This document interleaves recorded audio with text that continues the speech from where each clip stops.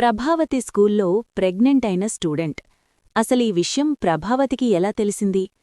పరువు ప్రాణంగా భావించే ప్రభావతికి ఈ నిజం తెలిసిన తర్వాత తన జీవితంలో ఏర్పడిన అనూహ్యమైన మార్పులేంటి? అత్తగారిపై దాడి జరగబోతుంటే మీనా అడ్డుకున్న తీరు చూసి అందరూ ఎందుకు షాకయ్యారు? వీటన్నింటి గురించి ఈ వీడియోలో వివరంగా తెలుసుకుందాం. వీడియోలోకి వెళ్లే ముందు ఇప్పటివరకు మీరు ఈ వీడియోను లైక్ చేయకపోతే వెంటనే లైక్ చేయండి.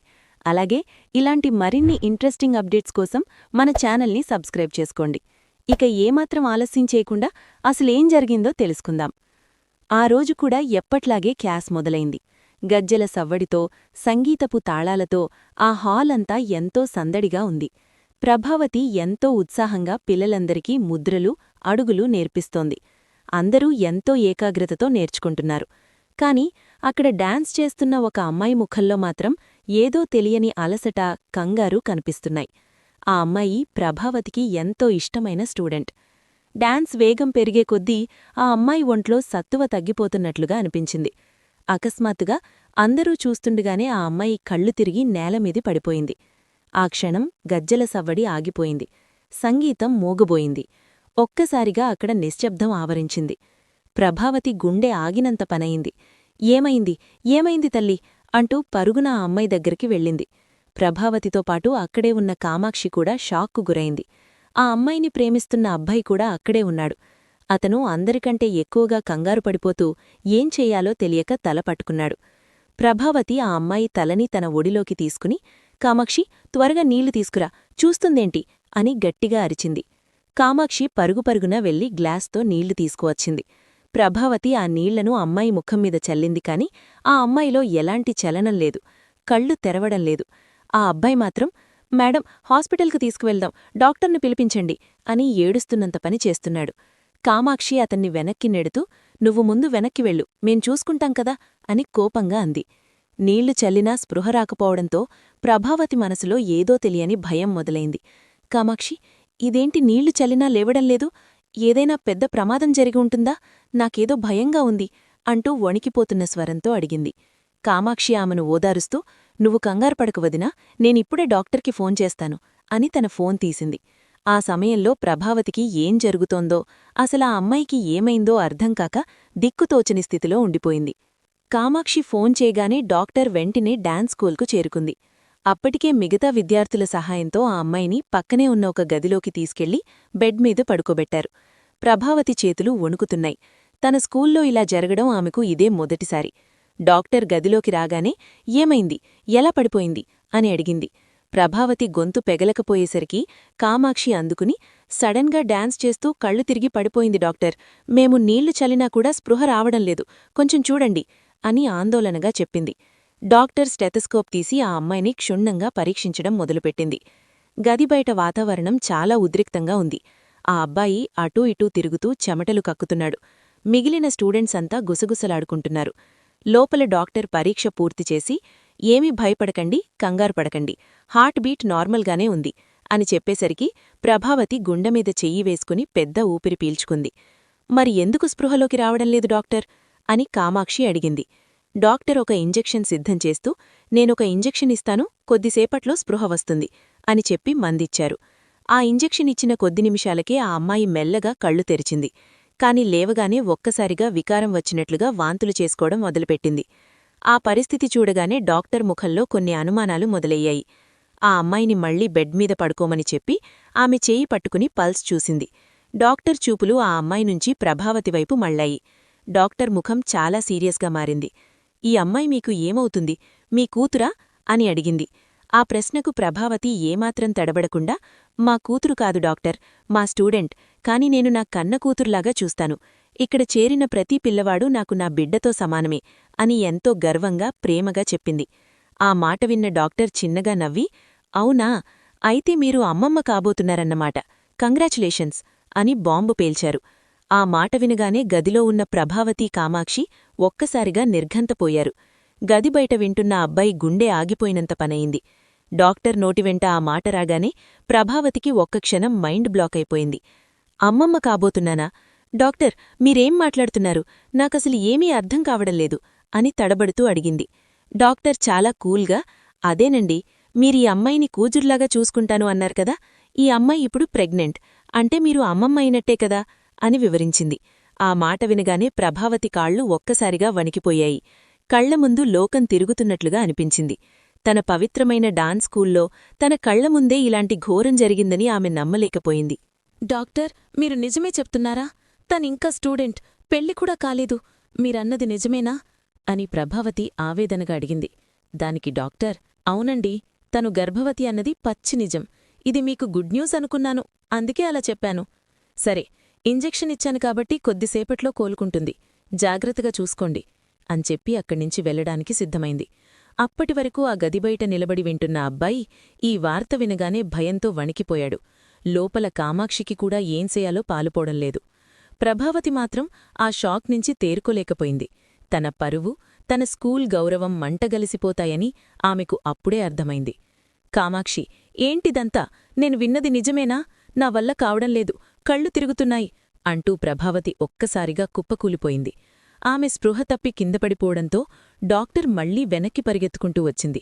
ప్రభావతి చెయ్యి పట్టుకుని చూసి, అయ్యో, ఈవిడ షాక్ తట్టుకోలేక కళ్ళు తిరిగి పడిపోయింది. ఇలాంటి వార్తలు విన్నప్పుడు కొందరికిలాగే అవుతుంది, కంగారుపడకండి, ముఖంమీద నీళ్లు చల్లితే స్పృహ వస్తుంది అని కామాక్షికి చెప్పింది. కామాక్షి కంగారుగా నీళ్లు చల్లుతూ ప్రభావతిని లేపడానికి ప్రయత్నిస్తోంది. బయట ఉన్న స్టూడెంట్స్ అందరూ గదిలోకి రావడానికి ప్రయత్నిస్తుంటే కామాక్షి వారిని అడ్డుకుంది. గదిబయట ఉన్న పిల్లలందరూ ఆందోళనగా లోపలికి తొంగిచూస్తూ, అక్కా, ఏమైంది? మాస్టర్గారెందుకు పడిపోయారు అని అడుగుతుంటే కామాక్షికి విపరీతమైన కోపం వచ్చింది. అసలే అక్కడ జరిగిన విషయం బయట తెలిస్తే పరువు పోతుందని ఆమెకు భయం వేస్తోంది.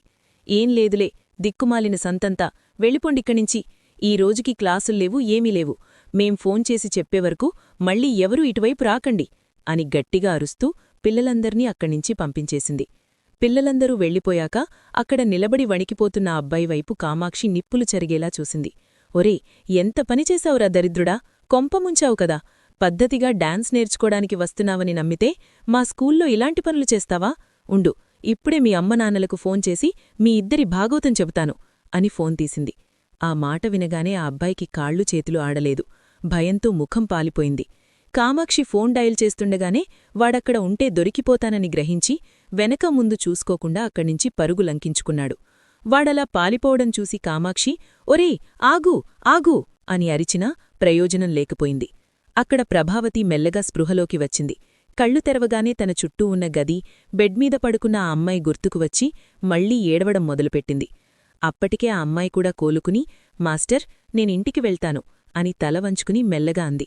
ఆ మాట వినగానే కామాక్షికి ఎక్కడ్లేని కోపం వచ్చింది. పోవే, దిక్కుమాలిన ముఖం, నీ గురించి మీనా ముందునుంచే చెబుతూనే ఉంది.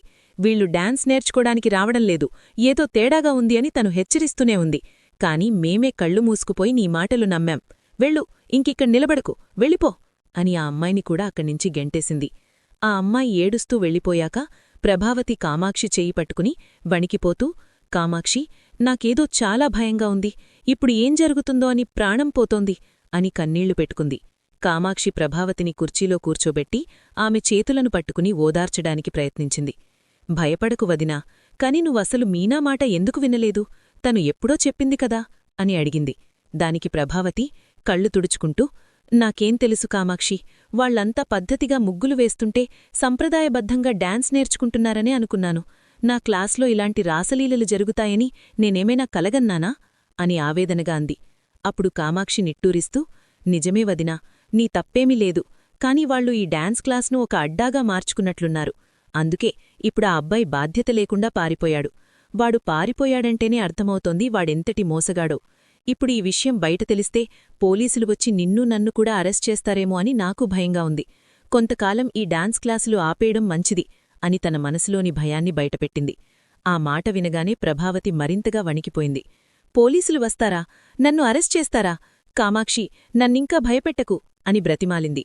కామాక్షి ఆమెను చూసి జాలిపడి, సరేలే వదినా, పద, నిన్నింటి దగ్గర డ్రాప్ చేస్తాను అని అడిగింది. కాని ప్రభావతి వద్దన్నట్లు తల అడ్డంగా ఊపింది. వద్దు కామాక్షి, నేనే మెల్లిగా వెళ్తాను, ఇప్పుడు నా పరిస్థితి ఎవ్వరికీ తెలియకూడదు అని చెప్పి భారమైన అడుగులతో క్లాస్ నుంచి బయల్దేరింది. ఇంటికి చేరుకున్న ప్రభావతికి ఇల్లంతా శూన్యంలా కనిపిస్తోంది. తన గదిలోకి వెళ్లి తలుపు వేసుకుని మంచం వీడ కూర్చుండిపోయింది. కళ్లముందు ఆ అమ్మాయి డాక్టర్ చెప్పిన మాటలు పదే పదే మెదులుతున్నాయి. అదే సమయంలో మీనా కాఫీ కప్పుతో గదిలోకి వచ్చింది. ప్రభావతి ముఖం పాలిపోయి ఉండడం చూసి, అత్తేగారు, కాఫీ తీసుకురమ్మంటారా అని నెమ్మదిగా అడిగింది. కాని ప్రభావతికి ఇప్పుడు ఎవరి ముఖం చూడాలని లేదు. ఎందుకిలా నన్ను విసిగిస్తున్నావు? తాగాలనిపిస్తే నేనే అడుగుతాను కదా, పోవే బయటికి అని మీనా మీద విరుచుకుపడింది. మీనా ఆశ్చర్యంగా చూస్తూ, ఏమైందత్తయ్యగారు, ఒంట్లో ఏమైనా బాలేదా, ఎందుకంత కోప్పడుతున్నారు అని అడిగినా ప్రభావతి మాత్రం, నన్ను ఒంటరిగా వదిలియి, బయటికి వెళ్ళు అని విసుక్కుంది. చేసేదేమీ లేక మీనా అయోమయంగా గదిలోనుంచి బయటికి వచ్చేసింది. ప్రభావతి లోలోపల ఏదో పెద్ద ప్రమాదాన్ని ఊహిస్తూ మదనపడిపోతోంది. మీనా గదిలో నుంచి బయటకు వచ్చేసరికి హాల్లో వాతావరణం అప్పుడే మారిపోయింది. రవి, శృతి ఇద్దరూ కలిసి టీవీలో పాటలు పెట్టుకుని చాలా హుషారుగా డాన్స్ చేస్తున్నారు. ప్రభావతి గదిలో ఎంతటి విషాదంలో ఉందో వీరికి ఏమాత్రం తెలీదు. ఇంతలో బాలు కూడా ఇంటికొచ్చాడు. తమ్ముడు, మరదలు డాన్స్ చేయడం చూసి బాలుక్కూడా ఉత్సాహం వచ్చేసింది. ఆ పాటల హోరులో తను కూడా కాలు కదుపుతో వారితో కలిసి చిందులు వేయడం మొదలుపెట్టాడు. ఆ ముగ్గురూ కలిసి ఇల్లంతా గోలగోల చేస్తూ డాన్స్ వేస్తుంటే సత్యంగారో పక్కన కూర్చొని వారిని చూసి మురిసిపోతున్నారు. బాలు డాన్స్ చేస్తూనే మీనాన్ చూసి, మీనా, ఇలరా, వీళ్ళిద్దరూ ఎలా వేస్తున్నారో చూడు, మనం కూడా వీళ్లతో కలిసి ఒక స్టెప్ వేద్దాంరా అంటూ తనని కూడా రమ్మని పిలిచాడు. ఇల్లంతా నవ్వులతో సందడితో నిండిపోయింది. కాని ఈ సౌండ్స్ ప్రభావతికి అస్సలు నచ్చడం లేదు. లోపల ప్రాణం పోతున్నట్లుగా ఉంటే వీళ్లు బయట ఇలా గెంతులు వేయడం చూసి ఆమెకు ఒళ్ళు మండిపోయింది. గదిలోనుంచి వడివడిగా బయటకొచ్చిన ప్రభావతి, ఏంటీ సంతా, అసలేంటి గోలా, మనుషులను ప్రశాంతంగా ఉండనివ్వరా ఈ ఇంట్లో అని అందరిమీద ఒక్కసారిగా విరుచుకుపడింది. ఆమె అరుపులకు పాటలాగిపోయాయి. పిల్లల డాన్స్ ఆగిపోయింది. సత్యంగారు ఆశ్చర్యంగా చూస్తూ, ఏమైంది ప్రభా, పిల్లలు హాయిగా సందడి చేసుకుంటుంటే నువ్వెందుకంతలా విసుక్కుంటున్నావు? ఇలాంటి సందడి ఏ ఇంట్లోనైనా ఉంటుందా అని నెమ్మదిగా సర్ది చెప్పబోయారు. కాని ప్రభావతి తగ్గలేదు. ఏంటండి ఉండేది, వీళ్ళేమైనా చిన్నపిల్లలా? డాన్సులేంటే, ఈ గెంతులేంటి, ఇల్లంతా రచ్చరచ్చ చేస్తున్నారు అంటూ విసుగు ప్రదర్శించింది. ఆమె ఎందుకంత సీరియస్గా ఉందో ఎవరికీ అర్థం కాలేదు. అయితే ఆ సందడి ఎక్కువసేపు ఉండలేదు. ఇంటి బయట అకస్మాత్తుగా కొందరు వ్యక్తులు గట్టిగా అరవడం వినిపించింది. ప్రభావతి, బయటికిరా, నువ్వు చేసిన పనికి సమాధానం చెప్పు అంటూ కొందరు వ్యక్తుల కేకలు వినబడగానే ప్రభావతి ఒక్కసారిగా వణికిపోయింది. ఆ పిలుపులో ఉన్న ఆగ్రహం ఆమెను భయపెట్టింది. బాలు కంగారుగా, ఎవరు వీళ్ళు, ఏంటి ఇంతలా అరుస్తున్నారు అనుకుంటూ బయటకు వెళ్లబోతుండగానే ఒక గుంపు జనం బరబరా లోపలికి చొచ్చుకొచ్చారు. వాళ్ల కళ్లలో కోపం చూస్తుంటే ఏదో పెద్ద గొడవ జరగబోతోందని అందరికీ అర్థమైపోయింది. లోపలికి వచ్చిన ఆ గుంపుని చూసి ఇంట్లో వారందరూ ఒక్కసారిగా నిశ్శబ్దమైపోయారు. బాలు ముందుకొచ్చి, ఎవరు మీరు, ఏంటిలా చెప్పా పెట్టకుండా పద్ధతి లేకుండా లోపలికొచ్చేస్తున్నారు, ఏం కావాలి మీకు అని గంభీరంగా అడిగాడు. ఆ గుంపులో ఉన్న ఒక వ్యక్తి ముందుకురికి, ఇక్కడ ప్రభావతి ఎవరు, ఆవిడతో మాట్లాడాలి అని కోపంగా అరిచాడు. ప్రభావతి వణికిపోతూనే, నేనే ప్రభావతిని, అయినా నా పేరు పెట్టి పిలవడానికి మీరెవరు, గౌరవం లేదా అని పైకి ధైర్యం నటిస్తూ అంది. ఆ మాట వినగానే ఒక ఆవిడ ఆవేశంగా ముందుకొచ్చి, గౌరవమా, నీకా మేం గౌరవం ఇచ్చేది, ఏమ్మా, పెద్దదానివి పద్ధతిగా ఉంటావు కదా అని నమ్మి మా అమ్మాయిని నీ డాన్స్ క్లాస్కు పంపిస్తే నువ్వు చేసిన నిర్వాకం ఇదా అని నిలదీసింది. ప్రభావతికి నోట మాట రావడం లేదు. బాలు కంగారుపడుతూ, ఏంటి మీరు మాట్లాడుతున్నారు, మా అమ్మ ఏం చేసింది, తను కేవలం డాన్స్ నేర్పిస్తుంది, ఒకవేళ తనకి డాన్స్ రాదని మీరు గొడవ చేయడానికి వస్తే అది వేరే విషయం, కాని ఇలా మనుషుల్ని వేసుకొచ్చి మా అమ్మ మీద అరుస్తారేంటి అని అడ్డుకున్నాడు. దానికి ఆ వ్యక్తి వెటకారంగా నవ్వుతూ, ఓయ్ బాబూ, నీకు విషయం తెలీదులే, మేమిక్కడికి డాన్స్ రాలేదని గొడవ చేయడానికి రాలేదు, డాన్స్ క్లాస్ పేరు చెప్పి మీ అమ్మ చేసిన పని అడగడానికి వచ్చాం అనన్నాడు. ఏంటది, సూటిగా చెప్పండి అని బాలు అడిగేసరికి ఆ వ్యక్తి గట్టిగా, డాన్స్ నేర్చుకోడానికి మా అమ్మాయిని పంపిస్తే ఆ డాన్స్ స్కూల్లో మా అమ్మాయి ప్రెగ్నెంట్ అయింది అని అందరి ముందు తేల్చి చెప్పాడు. ఆ మాట వినగానే సత్యంగారు, మీనా, బాలు అందరూ ఒక్కసారిగా షాక్కి గురయ్యారు. హాల్లో పిడుగుపడినంత నిశ్శబ్దం ఆవరించింది. ఏంటి, ప్రెగ్నెంటా అని బాలు నోరెళ్లబెట్టాడు. అవును, మీ అమ్మ నడిపే ఆ స్కూల్లో మా అమ్మాయిని ఏడుపించేవాడు ఒకడుండేవాడు, వాడు కూడా అక్కడే జాయిన్ అయ్యాడు. డాన్స్ నేర్చుకుంటున్నారని మేం నమ్మితే మీ అమ్మ కళ్ళు మూసుకొని కూర్చొని వాళ్ళిద్దరూ ఇలాంటి పనులు చేసుకోవడానికి అవకాశమిచ్చింది అని ఆ తండ్రి ఆవేదనతో కోపంతో ఊగిపోయాడు. ప్రభావతి తలదించుకొని నిలబడిపోయింది. ఆమెకి ఏమని సమాధానం చెప్పాలో తోచలేదు. ఆ మాట వినగానే ప్రభావతి గొంతు ఎండిపోయింది. వణికిపోతున్న స్వరంతో, నేనేం చేస్తాను, మీ అమ్మాయికి పద్ధతిగా డాన్స్ నేర్పదామని నేను పిలిపించాను. కాని వాళ్ళిద్దరూ లోలోపల ఇలా ఒకటవుతారని, తను ప్రెగ్నెంట్ అవుతుందని నేనేమైనా కలగన్నానా అని తనని తాను సమర్థించుకోవడానికి ప్రయత్నించింది. కాని ఆ అమ్మాయి తండ్రి అస్సలు తగ్గలేదు. ఏమ్మా, టీచర్గా ఒక బాధ్యతగల వ్యక్తిగా అసలు నీ క్లాస్లో ఏం జరుగుతుందో పట్టించుకోవాల్సిన అవసరం నీకులేదా? పిల్లల ప్రవర్తన ఎలా ఉందో గమనించలేనప్పుడు నీకెందుకమ్మా ఆ డాన్స్ క్లాస్ అని అందరి ముందు నిలదీశాడు. అక్కడితో ఆగకుండా పెద్ద డాన్స్ టీచర్లాగా బిల్డప్ ఇస్తూ అందర్నీ నమ్మించావు. పిల్లలను మా స్కూల్లో జాయిన్ చేయండి, మేము గొప్పగా నేర్పిస్తాము అని కబుర్లు చెప్పావు. తీరా పిల్లలు వచ్చాక వాళ్లను గాలికి వదిలేసి నువ్వు నీ కబుర్లు చెప్పుకుంటూ కూర్చున్నావా అని అతను అరుస్తుంటే ప్రభావతి అవమానంతో కుంచుకునిపోయింది. బాలుకు తన తల్లిని అలా అంటుంటే తట్టుకోలేకపోయాడు. మధ్యలో దూరి, ఆగండి, అసలు మీరేం మాట్లాడుతున్నారు? మా అమ్మ ఏం చేసింది? తను కేవలం డాన్స్ నేర్పిస్తుంది. ఒకవేళ తనకి డాన్స్ రాదని మీరు గొడవ చేయడానికి వస్తే అది వేరే విషయం. కాని ఇలా మనుషుల్ని వేసుకొచ్చి మా అమ్మ మీద అరుస్తారేంటి అని అడ్డుకున్నాడు. దానికా వ్యక్తి వెటకారంగా నవ్వుతూ, ఓయ్ బాబూ, నీకు విషయం తెలీదులే. మేమిక్కడికి డాన్స్ రాలేదని గొడవ చేయడానికి రాలేదు. డాన్స్ క్లాస్ పేరు చెప్పి మీ అమ్మ చేసిన పని అడగడానికి వచ్చాం అని అన్నాడు. ఏంటది? సూటిగా చెప్పండి అని బాలు అడిగేసైకి ఆ వ్యక్తి గట్టిగా, డాన్స్ నేర్చుకోడానికి మా అమ్మాయిని పంపిస్తే ఆ డాన్స్ స్కూల్లో మా అమ్మాయి ప్రెగ్నెంట్ అయింది అని అందరి ముందు తేల్చి చెప్పాడు. ఆ మాట వినగానే సత్యంగారు, మీనా, బాలు అందరూ ఒక్కసారిగా షాక్కి గురయ్యారు. హాల్లో పిడుగుపడినంత నిశ్శబ్దం ఆవరించింది. ఏంటి, ప్రెగ్నెంటా అని బాలు నోరెల్లబెట్టాడు. బాలు మాటలకు ఆ గుంపు మరింత రెచ్చిపోయింది. చూశారా, తప్పుచేసి మళ్లీ మా పెంపకం గురించి మాట్లాడుతున్నాడు. మీ అమ్మ కేవలం డాన్స్ మాత్రమే నేర్పుతుందా? వాళ్లు ఎక్కడికి వెళుతున్నారు, ఎలా ప్రవర్తిస్తున్నారు అని చూడాల్సిన బాధ్యత ఆవిడిదే కదా అని వాళ్లు గొడవపడుతుంటే బాలు మాత్రం మా అమ్మ కేవలం గురువు మాత్రమే, వాళ్ల వ్యక్తిగత విషయాలన్నీ అమ్మ ఎలా చూసుకుంటుంది అని వాదిస్తూనే ఉన్నాడు. కాని ఆ కుటుంబం ఆవేదన ముందు బాలు మాటలు నిలబడలేకపోయాయి. మీ అమ్మగారిది ఏ తప్పూ లేదని మీరు వెనకేసుకొస్తున్నారా? ఒక అమ్మాయి జీవితం నాశనమైపోతుంటే మీకు పరువు ముఖ్యమనిపిస్తుందా అని వాళ్లు అడుగుతుంటే ఇంట్లో వాతావరణం మరింత వేడెక్కింది. ప్రభావతి మాత్రం కళ్లవెంట నీళ్లు పెట్టుకుంటూ ఆ నిందలన్నీ భరిస్తూ నిలబడిపోయింది. బాలు ఎంతగా వాదించినా ఆ వచ్చినవాళ్లు మాత్రం తగ్గడంలేదు. తప్పు జరిగిపోయింది, అది ఎవరిదన్నది ఇప్పుడు మనం తేల్చలేము. ఆ అబ్బాయి మీ అమ్మాయి ప్రేమించుకుని ఉండవచ్చు, కాబట్టి వాళ్ళిద్దరికీ పెళ్లి చేస్తే సమస్య తీరిపోతుంది కదా అని బాలు ఒక పరిష్కారం చెప్పడానికి ప్రయత్నించాడు. కాని ఆ మాట వినగానే ఆ అమ్మాయి తండ్రి ఇంకా ఆవేశపడిపోయాడు. అసలు ఆ అబ్బాయి ఎక్కడున్నాడో తెలిస్తే కదా పెళ్లి చేయడానికి. వాడు నిన్ననే ఊరు వదిలి పారిపోయాడు.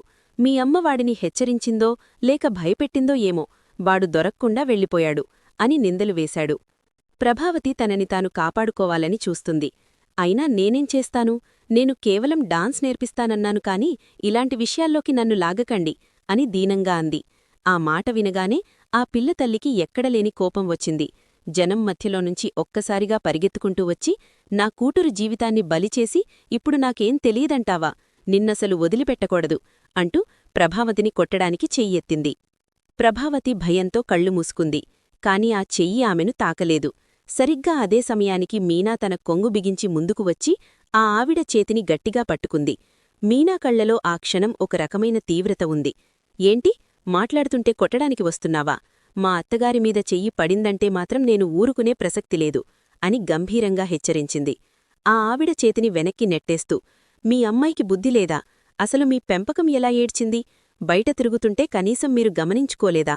మా అత్తగారిమీద చెయ్యి పడిందంటే నేను అమ్మోరులా మారిపోతాను, జాగ్రత్త అని గట్టిగా బదిలిచ్చింది. మీనాలోని ఆ తెగింపు చూసి ప్రభావతి ఒక్కసారిగా షాకైపోయింది. తనను ఎప్పుడూ విమర్శించే మీనా తనకోసం ఇలా ప్రాణాలకు తెగించి అడ్డుపడుతుందని ఆమె ఊహించలేదు. ఇంట్లో వాళ్లందరూ కూడా మీనా ధైర్యానికి ఆశ్చర్యపోయారు.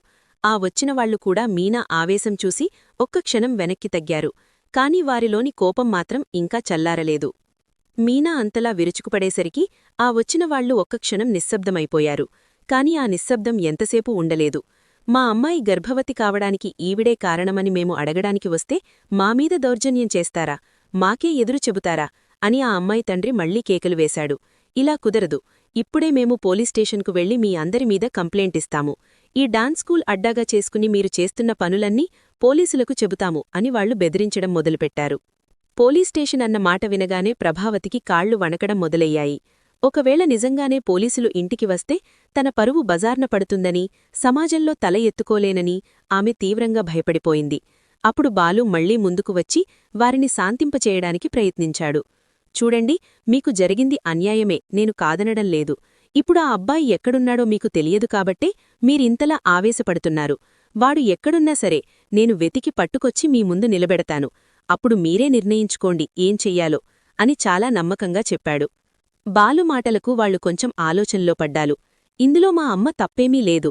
అయినా సరే మా మీద నిందలు వేస్తున్నారు కాబట్టి మా అమ్మ ఏ తప్పూ చెయ్యలేదని నిరూపించడానికి ఆ అబ్బాయిని తీసుకొచ్చే బాధ్యత నాది అని బాలు హామీ ఇచ్చాడు. బాలు మాటతీరు, అతనిలోని పట్టుదలా చూసి ఆ అమ్మాయి తండ్రి కొంచెం మెత్తబడ్డాడు. సరే బాబూ, నువ్వింతగా చెబుతున్నావు కాబట్టి నీకు ఒక్కరోజు టైమిస్తున్నాము. రేపు సాయంత్రంకల్లా ఆ అబ్బాయిని తీసుకువచ్చి మాకు అప్పగించాలి. లేదంటే మాత్రం మేము ఊరుకోము. నేరుగా పోలీసుల దగ్గరికే వెళతాము అని అల్టిమేటం ఇచ్చి ఆ గుంపు అక్కడి నుంచి వెళ్ళిపోయింది.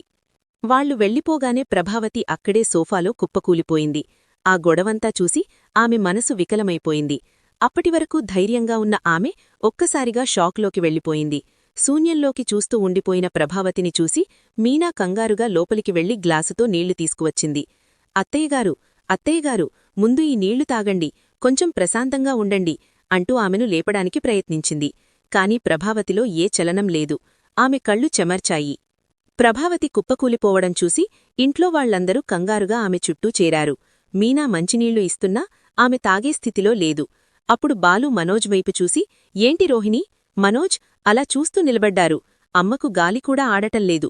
కొంచెం విసునుకర్రతో విసరండి అని అరిచాడు. మనోజ్ అయోమయంగా చూస్తుంటే రోహిణి మాత్రం లోలోపల విసుక్కుంటూనే విసునుకర్ర తీసుకుని విసరడం మొదలుపెట్టింది. అసలు ఈ గొడవలన్నీ ఏంటి? ఆంటీని పోలీసులు తీసుకెళితే మన పరువేమవుతుంది అని రోహిణి తనలో తాను గొణుగుతోంది. ఇంతలో శృతి ఆందోళనగా నోరు తెరిచింది. అత్తయ్యగారి పరిస్థితి చూస్తుంటే నాకు భయమేస్తోంది.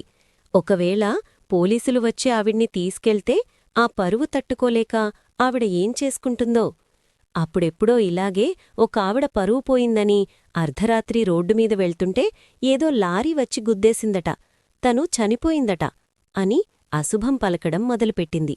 శృతి మాటలకు ప్రభావతి ముఖం మరింత పాలిపోయింది. ఆమె కళ్లలో మరణభయం కనిపిస్తోంది. మీనా వెంటనే శృతిని మందలించింది. నువ్వు ఊరుకో శృతి, అత్తయ్య ఇప్పటికే చాలా భయపడిపోయున్నారు. నువ్వు ఇంకా భయపడతావేంటి? అలాంటివేమీ జరగవు అని గట్టిగా చెప్పింది. అప్పుడు సత్యంగారు నిట్టూరుస్తూ ప్రభావతి వైపు చూశారు.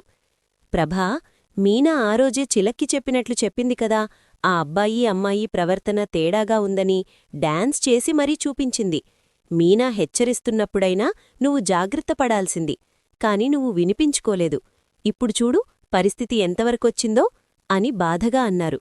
ఆ మాట విని మీనా వెంటనే అత్తయ్యను వెనకేసుకొచ్చింది.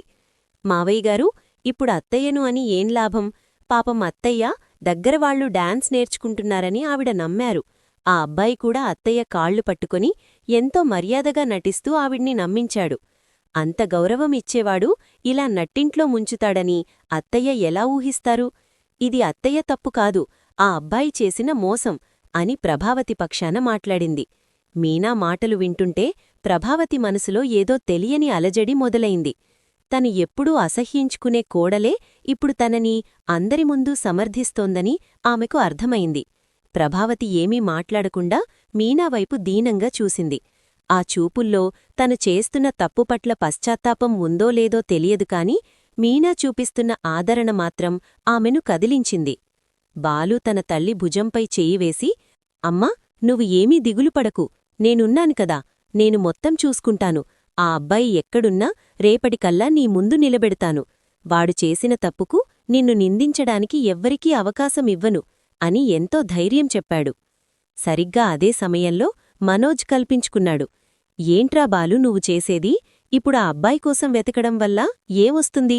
వాళ్లు వచ్చి మీద పడితే కొట్టే అంత శక్తి నాకు లేదు. నాకు తెలిసింది ఒక్కటే, మనం వెంటనే పోలీసులకు వెళ్లి కంప్లైంట్ ఇవ్వాలి అని సలహా ఇచ్చాడు. ఆ మాట వినగానే బాలుకు చిర్రెత్తుకొచ్చింది. ఏంట్రా మనోజ్ నువ్వు మాట్లాడేది? పోలీసులకు కంప్లైంట్ ఇస్తే వాళ్లు మొచ్చి ముందు మన అమ్మనే అరెస్టు చేస్తారు. క్లాస్లో పిల్లలు ఏం చేస్తున్నారో గమనించలేదని, అమ్మ బాధ్యతారాహిత్యం వల్లే ఆ అమ్మాయి గర్భవతి అయ్యిందని రివర్స్ కేసు పెడతారు. అప్పుడు అమ్మను జైలుకు పంపిస్తే చూస్తూ ఊరుకుంటావా అని గట్టిగా నిలదీశాడు. మనోజ్ కొంచెం తడబడి, అప్పుడేం చేస్తాను, ఏదైనా పెద్ద లాయర్ను మాట్లాడి బయటకు తీసుకువస్తాను అని నీళ్లు నమిలాడు. బాలు వెటకారంగా నవ్వి, లాయర్ను మాట్లాడి మన పరువు మనమే బజార్న పెట్టుకుంటామా? వద్దు, ఆ అవసరం లేదు. ఆ అబ్బాయి ఎక్కడున్నాడో వెతికి పట్టుకొస్తే వాళ్ళిద్దరూ ప్రేమించుకున్నారు కాబట్టి పెద్దవాళ్లే పెళ్లి చేస్తారు. అప్పుడు మన అమ్మ మీద ఏ నిందా ఉండదు అని తన ప్లాన్ చెప్పాడు. మీనా కూడా బాలు మాటను సమర్థిస్తోంది. అవునత్తయ్యా, మీరు ఏమీ కంగారుపడకండి, బాలుగారు ఏదో ఒకటి చేస్తారు అని సర్ది చెప్పింది. కాని రోహిణి మాత్రం వదలకుండా, అయినా అత్తయ్యా, మీరసలు డాన్స్ నేర్పిస్తున్నారా లేక కామాక్షి పిన్నితో కూర్చుని కబుర్లు చెప్పుకుంటున్నారా? ఇలాంటి గొడవలు ఇంటిమీదకు తీసుకొస్తే చుట్టుపక్కల వాళ్ళేమనుకుంటారు? మీ స్టూడెంట్స్ ప్రవర్తన కూడా మీకు అర్థం కాలేదా అని ప్రభావతిని మరింత కుంగదీసేలా మాట్లాడింది. రోహిణి మాటలు ప్రభావతి గుండెల్లో బాణాల్లా గుచ్చుకున్నాయి. ఎప్పుడూ తన పక్షాన ఉండే కోడలే ఇలా మాట్లాడుతుంటే ఆమెకు ఏం చెయ్యాలో పాలుపోలేదు. రోహిణి అంటున్న మాటలకు ప్రభావతి తలదించుకుంది. ఎప్పుడూ తన మాటే వేదమనుకునే రోహిణి ఈరోజు తననే నిలదీస్తుంటే ఆమెకు పరువు పోయినట్లు అనిపించింది. కాని మీనా మాత్రం ఊరుకోలేదు. ఏంటి రోహిణి నువ్వు మాట్లాడేది? ప్రభావతి ఇప్పటికే ఎంతో మానసిక వేదనలో ఉన్నారు. తనవల్లే ఈ పొరపాటు జరిగిందని ఆమె లోలోపల ఎంత కుమిలిపోతున్నారో నీకు కనిపిస్తలేదా అని రోహిణిని వారించింది. మీనా ప్రభావతికి దగ్గరగా కూర్చుని ఆమె చేతులు పట్టుకుని ఇలా అంది. అత్తయ్యగారు నాట్యంలో ఎంతో గొప్పవారు. తను నిష్కళంకంగా విద్యను నేర్పడమే తెలుసు. కాని ఆ అమ్మాయి అబ్బాయి ముందే ప్రేమలో ఉండి ఉండవచ్చు. అందుకే ప్లాన్ ప్రకారం ఇద్దరూ కలిసి ఈ డాన్స్ స్కూల్లో జాయిన్ అయ్యారు. అత్తయ్యకు వాళ్లమీద ఉన్న నమ్మకాన్ని, గౌరవాన్ని ఆసరాగా తీసుకొని వాళ్లు తొందరపడ్డారు. దీనికి అత్తయ్యను నిందించడం ఏమాత్రం కరెక్ట్ కాదు. మీనా మాటలు వింటున్న సత్యంగారు ఆశ్చర్యపోయారు. తన భార్య ఎప్పుడూ మీనాను ఒక పనిమనిషిలా, అల్పురాలిలా చూసేది. కాని ఈరోజు ఆపదలో ఉన్నప్పుడు కన్నబిడ్డలా వెనకేసుకుంటోంది మీనానే. అత్తయ్య, మీరు ఏమాత్రం దిగులు పడకండి. రేపు ఎవరు వచ్చినా, ఏం జరిగినా మిమ్మల్ని ఎవరూ ఏమీ చెయ్యలేరు. మీకు అండగా నేనున్నాను అని మీనా భరోసా ఇస్తుంటే ప్రభావతి కళ్లలో నీళ్లు తిరిగాయి. సత్యంగారు నిట్టూరుస్తూ, అది కాదమ్మ మీనా, ఇప్పుడా వచ్చినవాళ్ల ఆవేశం చూశావు కదా. రేపటి రోజున ప్రభావతి బయటికి వెళితే ఊరు మొత్తం ఆడిపోసుకుంటుంది. డాన్స్ స్కూల్ పెట్టి ఒక అమ్మాయి జీవితాన్ని నాశనం చేశావని వేలెత్తి చూపిస్తారు. అప్పుడే నేను చెప్పాను ఈ స్కూలొద్దని అని పాత విషయాలను గుర్తుచేసుకున్నారు. అప్పుడు ప్రభావతి మెల్లగా నోరు విప్పింది. ఏంటండీ, మీరు కూడా అర్థం చేసుకోకుండా అలా మాట్లాడతారు? నాకే భయంగా ఉంటే మీరు కూడా నన్నే అంటారేంటి అని ఆవేదనగా అడిగింది. అప్పుడు సత్యంగారు కొంచెం కఠినంగానే, మరిదంతా జరిగే వరకు నీ ఏడుపు ఏమైపోయింది ప్రభా? ముందే జాగ్రత్త పడాల్సింది కదా అని మందలించారు. బాలు వెంటనే, నాన్నా ప్లీజ్, ఇప్పుడు అమ్మని ఏమీ అనొద్దు అని అడ్డుపడ్డాడు. ఆ ఇంట్లో ప్రతి ఒక్కరి ప్రవర్తన ప్రభావతికి ఇప్పుడు కొత్తగా కనిపిస్తోంది. బాలు తన తండ్రిని ఆపుతుంటే మనోజ్ మాత్రం ఇంకా తన వాదనను ఆపలేదు. అమ్మకంతగా తెలీదా నాన్నా? క్లాస్లో పిల్లలేం చేస్తున్నారో గమనించుకోలేనంత అమాయకురాలా అని విసుక్కున్నాడు. మనోజన్న మాటలు ప్రభావతి గుండెను తాకాయి. ఎప్పుడూ తనకు సపోర్ట్ చేసే తన పెద్ద కొడుకు మనోజ్, ఇష్టమైన కోడలు రోహిణి ఈరోజు తనదే తప్పని అందరి ముందు వేలెత్తి చూపిస్తున్నారు. కాని తను ప్రతి విషయంలో తక్కువ చేసి చూసే మీనా బాలులు మాత్రం తన గౌరవం కోసం నిలబడటం ఆమెను ఆశ్చర్యానికి గురిచేసింది. ప్రభావతి దీనంగా వాళ్లవైపు చూస్తూ ఆలోచనలో పడింది. ప్రతి చిన్న విషయానికి నేను మీనాని తిట్టేదాన్ని, పనిమనిషిలా చూస్తూ చీదరించుకునేదాన్ని. కాని ఈరోజు ఆ పరాయి వ్యక్తులు నన్ను కొట్టడానికి వస్తే తన ప్రాణాలకు తెగించి ఆ అమ్మోరులా అడ్డుకుంది ఈ మీనానే. నా పరువు పోతుందని లోకం ఆడిపోసుకుంటుంటే నా తప్పేమీ లేదని నా తరపున వకాల్తా పుచ్చుకుని వాదించింది కూడా తనే. ప్రభావతి మనసులో అపరాధభావం మొదలైంది. మరోవైపు బాలు తన వ్యాపార పనులన్నీ పక్కనపెట్టి ఆ పారిపోయిన అబ్బాయిని ఎలాగైనా వెతికి పట్టుకోవాలని ఫోన్లు చేయడం మొదలుపెట్టాడు. వాడి ఏ ఊరు వెళ్తాడూ, వాడి స్నేహితులెవరూ, ఏ అడ్డాలో ఉంటాడో నాకు తెలుసు. వాడిని పట్టుకొచ్చి నిలబెట్టకపోతే నా పేరు బాలునే కాదు అని శపథం చేస్తున్నాడు. తన కన్న కొడుకులే తనన్ని జైలుకు వెళ్తావేమో అని భయపెడుతుంటే ఈ బాలు మాత్రం తన తల్లిని ఆ కష్టం నుంచి గట్టెక్కించడానికి అహర్నిశలు కష్టపడుతున్నాడు. ప్రభావతి కళ్లవెంట నీళ్లు ధారగా కారుతున్నాయి. తన అహంకారం, తన పంతం వల్ల ఎంతటి మనుషులను తను దూరం చేసుకుందో ఆమెకు అప్పుడే అర్థమైంది. చుట్టూ ఉన్నవాళ్లందరూ విమర్శిస్తున్నా మీనా మాత్రం అత్తయ్యకు కాళ్లు కడుక్కోడానికి నీళ్లు ఇచ్చి, అత్తయ్యా, మీరు వెళ్ళి పడుకోండి. రేపటి విషయం బాలుగారు చూసుకుంటారు. అనవసరంగా ఆలోచించి ఆరోగ్యం పాడు చేసుకోకండి అని ఎంతో ప్రేమగా చెప్పింది. మీనా చూపించిన ఆ మంచితనం ముందు ప్రభావతి కట్టిన అహంకారపు కోటలు ఒక్కొక్కటిగా కూలిపోతున్నాయి. ప్రభావతి గదిలోకి వెళ్లి మంచంమీద వాలిపోయింది కాని ఆమెకు నిద్రపట్టడం లేదు. బయట హాల్లో బాలు ఇంకా ఎవరితోనో ఫోన్లో మాట్లాడుతున్న శబ్దాలు వినిపిస్తూనే ఉన్నాయి. మరోపక్క మీనా వంటింట్లో పనులు ముగించుకుని అత్తయ్య కోసం పాలు తీసుకుని గదిలోకి వచ్చింది. ప్రభావతి కళ్ళు మూసుకుని పడుకున్నట్లు నటిస్తున్నా ఆమె కనురెప్పల చాటున కన్నీళ్లు మెరుస్తూనే ఉన్నాయి. మీనా నెమ్మదిగా పాలను పక్కన పెట్టి అత్తయ్య తల నిమురుతూ, దిగులు పడకండత్తయ్యా, అంతా మంచే జరుగుతుంది అనంది. ఆ స్పర్శలో ఉన్న స్వచ్ఛత ప్రభావతిని కదిలించివేసింది. ఒక్కసారిగా కళ్ళు తెరిచి మీనా చేతిని పట్టుకుని వెక్కి వెక్కి ఏడవడం మొదలుపెట్టింది. నన్ను క్షమించు మీనా, నిన్ను ఎప్పుడూ ఏడిపించాను. నీ కంఠం వింటేనే విసుక్కునేదాన్ని. కాని ఈరోజు నా పరువు కోసం, నా ప్రాణం కోసం నువ్వు నిలబడిన తీరు చూశాక నా కళ్ళు తెరుచుకున్నాయి. ఏ రోహిణీని, మనోజ్ని నెత్తిన పెట్టుకుని ఊరేగానూ వాళ్లే నన్ను వేలేసినట్లు మాట్లాడారు. కాని నువ్వు మాత్రం నా కన్న కూతురిలా అడ్డుపడ్డావు అని ఆవేదనగా అంది. మీనా ఆమెను ఓదారుస్తూ, అత్తయ్యా, మీరలా మాట్లాడకండి. మనం ఒకే కుటుంబం. ఒకరికి కష్టం వస్తే ఇంకొకరు అండగా ఉండటమే కదా కుటుంబమంటే. ఈ గొడవలన్నీ రేపటితో ముగిసిపోతాయి అని భరోసా ఇచ్చింది. మర్సటిరోజు సాయంత్రం కాకముందే బాలు అన్నమాట నిలబెట్టుకున్నాడు. ఆ పారిపోయిన అబ్బాయిని అతని స్నేహితుడి గదిలో దాక్కుని ఉండగా వెటికి పట్టుకొచ్చి ఇంటికి ఈడ్చుకొచ్చాడు. అప్పటికే ఆ అమ్మాయి కుటుంబ సభ్యులు కూడా అక్కడికి చేరుకున్నారు. బాలు ఆ అబ్బాయిని అందరి ముందు నిలబెట్టి, చూడండి, వాడు తప్పు చేసి పారిపోయాడు తప్ప ఇందులో మా అమ్మ ప్రమేయం ఏమీ లేదు. ఇప్పుడు మీరే తేల్చుకోండి. వాడికి మీ అమ్మాయిని ఇచ్చి పెళ్లి చేస్తారా, లేక పోలీసులకప్పగిస్తారా అని గంభీరంగా అడిగాడు. ఆ అబ్బాయి భయంతో తన తప్పు ఒప్పుకుని ఆ అమ్మాయిని పెళ్లి చేసుకోవడానికి సిద్ధమయ్యాడు. ఆ అమ్మాయి తల్లిదండ్రులు ప్రభావతికి క్షమాపణలు చెప్పి అక్కడినుంచి వెళ్ళిపోయారు. ఇల్లంతా ఒక్కసారిగా ప్రశాంతంగా మారింది. ఆ గండం నుంచి గట్టెక్కిన ప్రభావతి అందరి ముందు మీనాను దగ్గరకు తీసుకుంది. తన అహంకారాన్ని వదిలేసి మీనా మంచితనాన్ని, బాలు బాధ్యతను మనస్ఫూర్తిగా అంగీకరించింది. ఎన్నాళ్లనుంచి గొడవలతో ఉన్న ఆ ఇంట్లో ఈ సంఘటన ఒక కొత్త వెలుగును నింపింది. ప్రభావతి తన తప్పు తెలుసుకోవడమే కాకుండా మీనాను తన ఇంటి కోడలిగా, తన బిడ్డగా గౌరవించడం మొదలుపెట్టింది. అలా ఒక పెద్ద ప్రమాదం ఆ కుటుంబంలోని మనుషుల మధ్య ఉన్న గోడలను కూల్చేసి అందర్నీ ఒకటి చేసింది.